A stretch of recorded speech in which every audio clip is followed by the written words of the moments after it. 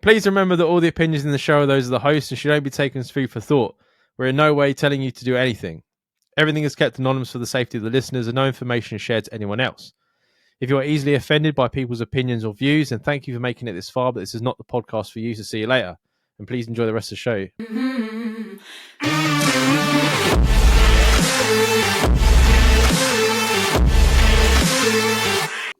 I've got one. My first one. My first one, Dan, is the most prolific serial killer in human history. I tried to stay away from serial killers because I thought you were gonna go down that road. Can you tell me who the most prolific serial killer in human history is, Dan? Most people would say probably Ted Bundy. No. But I mean, there's a few. Ed Gein was pretty bad. Fred and Rose West, they were pretty bad. Moore's murderers, they were pretty bad. None of them. You've never heard of this guy in your life, because I fucking didn't until today. Oh, really? Yeah, this guy, let me just get his information up. It's not Dr. Crippen. No.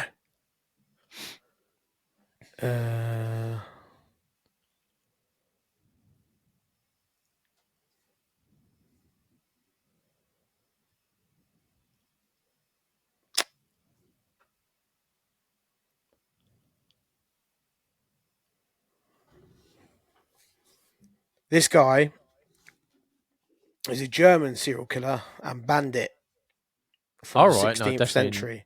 His name was Christman Genipperteinga.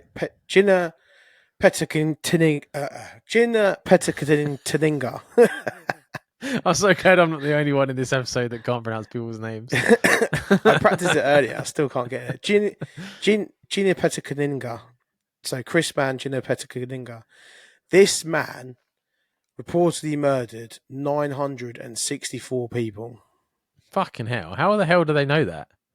Well, I'm going to tell you. Oh, okay. So it started when he was about 13 years old. He from the age of 13, he was captured. No. He started from the age of about 13 until the year he was captured, which ended up being 1581. And then records of his life was printed throughout them years just after he died. So in 1587, there was a condensed a collection of calendars and histories brought up by the Czech government to try, well, what was the Czechs back then? I don't know. Back then, they basically put together this whole document of when he was captured, they found basically a diary, but it wasn't like a "Dear Diary, I killed someone today" diary. It was literally just times, dates, places, how much he stole from them when he killed them, and male or female, and that was it. And there's entry after entry after entry after entry. And he basically lived his entire life just by killing people and living off whatever he took from them. It became like his living. Yeah. And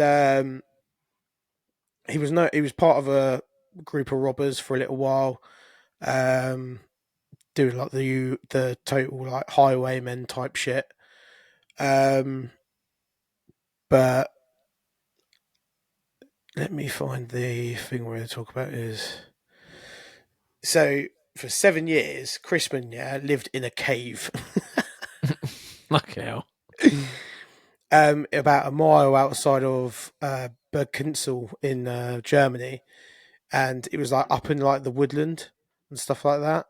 Mm-hmm. And it had like a good overview of the local roads, so he could see people coming from a long time away from before they'd actually make it to him. So that would be how he would plan. He would clock them from like the edge of his fucking cave that he's living in for them 7 years. And then he'd make his way down the mountain and like find a way to fucking ambush him on the road. Oh, okay. And kill the people on the road. Yeah. And then he brought the people back up to the house. He turned like the cave into like a house inside. It had its own like rooms in it, chambers. a cellar to put the bodies in. He was doing all kinds of fucking weird shit up there. All kinds of weird shit up there. For a long time, he kept a sex slave. And I think she was about 8 years or 9 years living with him. She gave birth to a number of kids for him, and every time she gave birth to a kid, he took the baby and broke his neck straight away. Hell, doesn't want to carry a seed on. No, but she's the reason he got caught, because she convinced him to take her into town, and he took her into town. And as soon as she got into like public area, she started screaming and broke down, and like the people started investigating what was going on. And then she told him about the fucking lair and the fucking cave up in the fucking woods and that. And then all of a sudden, his whole like Joseph Fritzl-esque situations come to an end. But that's where they discovered his ledger, which had nearly 1,000 names in it. And he started off as doing it as a job, as with a gang of robbers. But then his whole ambition by the end of it was to get to 1,000 kills.